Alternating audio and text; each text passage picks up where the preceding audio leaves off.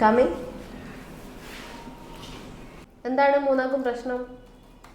Half day leave വേണമായിരുന്നു. ലീവോ? ഇപ്പം എന്തിനാ ലീവ് നിനക്ക്?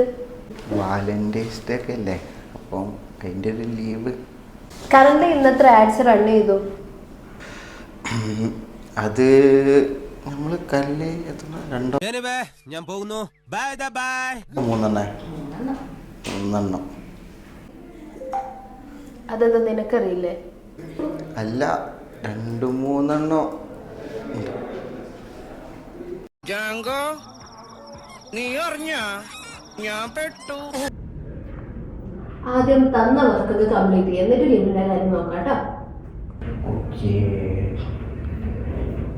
അല്ലെങ്കിൽ ഒരു 150 രൂപ ഗുളുകൾ ചെയ്യാൻ കഴിയുമോ? ഇപ്പൊ എന്തിനാ നിനക്ക് 150?